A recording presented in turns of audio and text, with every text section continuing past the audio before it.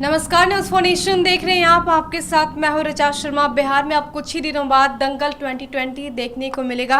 उससे पहले सभी पार्टियों की तरफ से अपनी अपनी तैयारियां दिख रही हैं। पार्टियों ने प्रत्याशियों की सूची भी जारी कर ली है और अब एजेंडा सेट किया जा रहा है कि आखिर किन मुद्दे को लेकर जनता के बीच जाया जाएगा और वोट की अपील की जाएगी।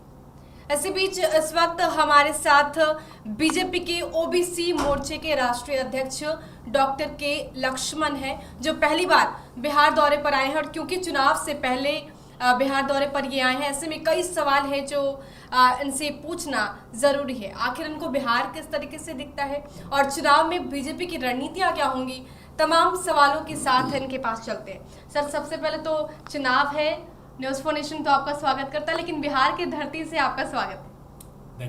धन्यवाद, नमस्कार। बीजेपी की रणनीति की बात की जाए तो बिहार में चुनाव है, ऐसे में क्या रणनीतियां हैं, आगे किस तरीके से बीजेपी नजर आएगी? भारतीय जनता पार्टी जेडीयू के साथ मिलजुल कर ये चुनाव लड़ रही है। विकास के मुद्दे लेकर ये चुनाव में भारतीय जनता पार्टी फिर एक बार पूरा विश्वास है सरकार बनेगा।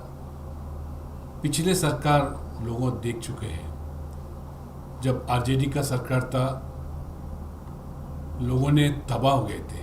पिछले वर्ग, अति पिछले वर्ग, शासन पूरा एक परिवार का शासन था। जो भी आज प्रांतीय पार्टी जो है वो परिवार के हित के लिए काम करते हैं, या प्रदेश के हित के लिए या विकास के लिए नहीं। लोग परिवर्तन चाहिए और परिवर्तन में नीतीश कुमार को मौका दिया गया। भारतीय जनता पार्टी के समर्थन से सरकार बना। अभी बिजली हो, सड़क हो, पीने के पानी हो, उसके अलावा मोदी जी का सरकार जो बिहार के लिए जितने प्रोजेक्ट्स और राशि जो दिया गया, तो तरक्की आज लोग देख चुके हैं। और पिछली सरकार में अशांति था, जंगल राज कहते थे। आज लोग विकास की ओर देख रहे, और जातिवादी आधार पर जो चुनाव लड़ना चाहते हैं उनको भी आज लोग ठुकरा दें। आज विकास के मुद्दे पे लोग ज़्यादा देख रहे हैं। ये चुनाव में भारतीय जनता पार्टी विकासी मुद्दे लेकर लोगों के बीच में जाएंगे। जिस तरह आज केंद्र में भारतीय जनता पार्टी मोदी सरकार आने के बाद जो भारतीय जनता पार्टी बार बार बताती है वो करके भी दिखाया। इसलिए आज 370 का धारा हो रद्द करने का, या मुस्लिम बहनों के लिए ट्रिपल तलाक का रद्द हो, और राम मंदिर का निर्माण हो जी। ये सब चीज़ें 6 साल के अंदर मोदी जी दोबारा जीतने के बाद जो आज पूरा देश लोगों के मोदी की ओर देख रहे हैं। मोदी का नारा है सबका साथ सबका विकास। जातिवादी मजहबवादी राजनीति नहीं चलेगा। अभी सिर्फ विकास के मुद्दे पे और गरीब लोगों के हित के लिए जो भी योजना बनाया जा रहे हैं, प्रधानमंत्री का जनधन योजना से लेकर प्रधानमंत्री किसान सम्मान योजना जो था गरीबों के लिए, सीधा सीधा मोदी जो सरकार दिल्ली से जो राशि भेज रहे गरीबों के खाता में जमा हो रहा। कोई दलाली नहीं है, मिडिलमैन रोल नहीं है, और लोग अभी मानते। गरीब जो है, भारतीय जनता पार्टी का सिद्धांत भी है अंत्योदय। जो गरीबी में अति गरीब जो है उनको पहला या सरकार का राशि पहुंचना या योजना पहुंचना, उसी आधार पर मोदी जी सरकार चला रहे। और बिहार में भी लोग कोरोना जो इस संक्लिष्ट समय में भी प्रधानमंत्री गरीब कल्याण योजना 1,70,000 करोड़ गरीब की जेब में खाता में गया, और उसके अलावा आज 20 लाख करोड़ ये कोरोना बाद में भी जो रोजगारी लोग गंवाए और अपना परिवार भी चलाना मुश्किल है। इसलिए आने वाले दिनों में भी वो संक्लिष्ट समय को भी उबारने के लिए जो मोदी जी ने 20 लाख करोड़ दिया, और कृषि क्षेत्र में ज़्यादा ध्यान दे रहा है।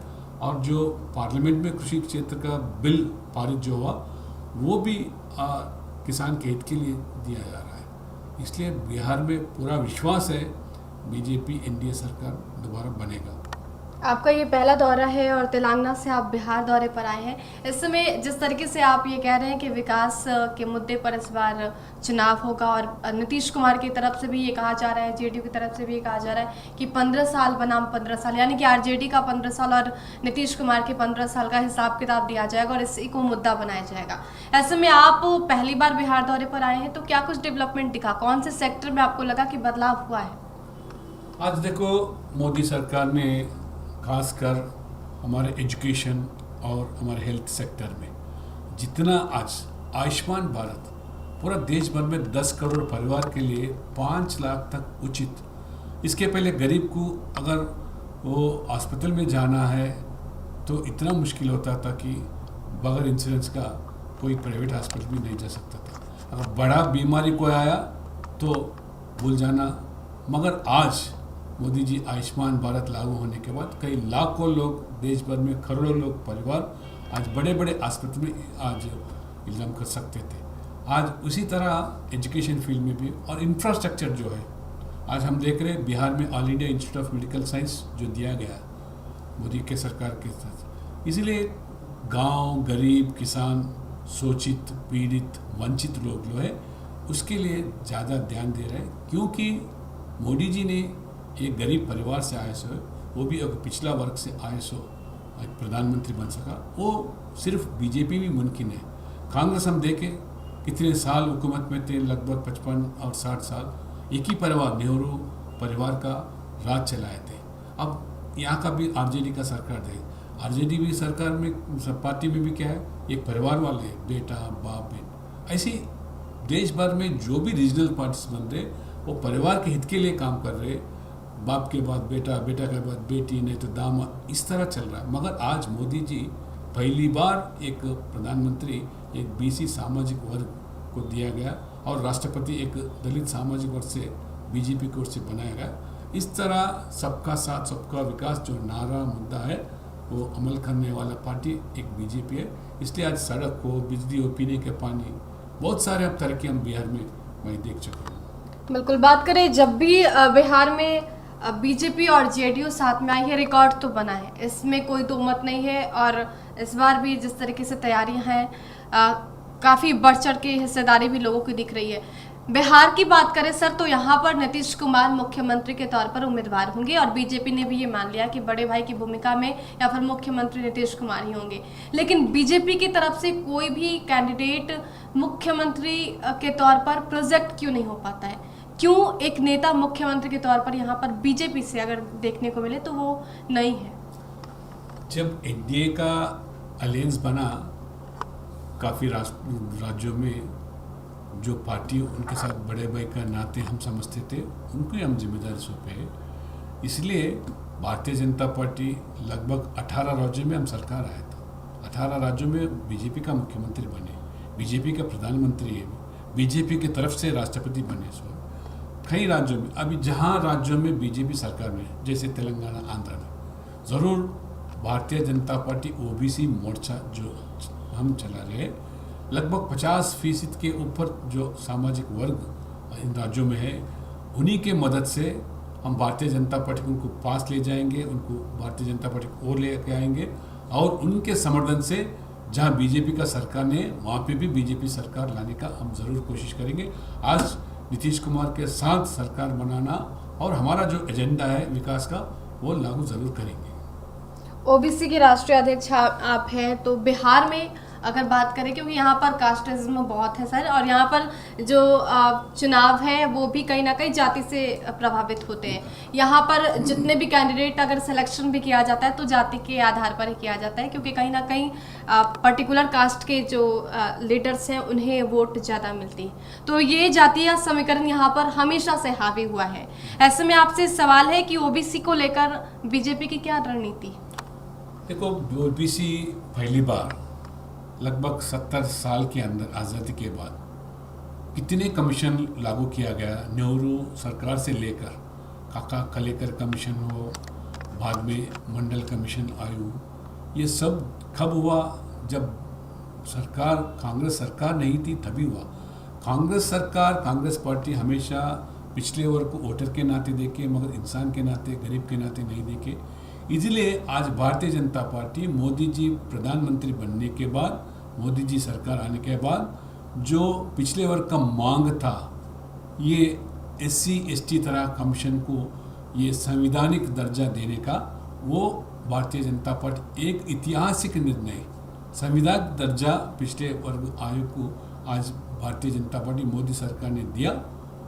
उसके बाद आज हम देख रहे कई केंद्र संस्थाओं में, चाहे विद्या संस्थाओं में हो या कर्मकारों में, आज इतना बदलाव आ गया कि पहले 8-9% भी क्लास 1 ऑफिसर्स में भर्ती नहीं होता था, मगर ये कमीशन होने के बाद इसको जो आज संवैधानिक दर्जा देने के बाद देश भर में घूमे, आज 8% लेकर लगभग 18% तक आज क्लास 1 ऑफिसर्स भर्ती हो चुका।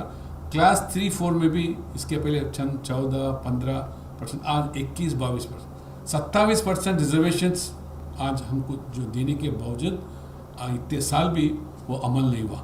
मगर आज भारतीय जनता पार्टी सरकार आने के बाद ये कमीशन को संवैधानिक दर्जा देने के बाद, और उसके अलावा भी जैसे बिहार में हम देख रहे जातिवाद का, पिछले वर्ग, अति पिछले वर्ग, और भारतीय जनता पार्टी सरकार, मोदी सरकार ने एक जस्टिस रोहिणी कमीशन को बिठाया।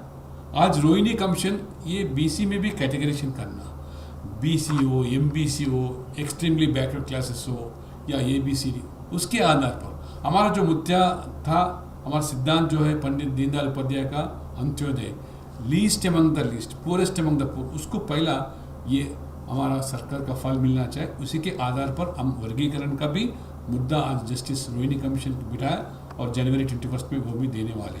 उसके अलावा आज जो मछुआरे हैं, मछुआरों के लिए पहली बार यूनियन मिनिस्ट्री में अलग मिनिस्ट्री दिया गया, उसके देखभाल करने के लिए उसके अलग बजट बनाया गया। ये मोदी जी सरकार किस तरह पिछले वर्गों के लिए, अति पिछले वर्गों के लिए सोच ही नहीं, अमल किया जा रहा, ये लोगों को जानकारी हो रहा, लोग इसलिए आज मदद कर रहे।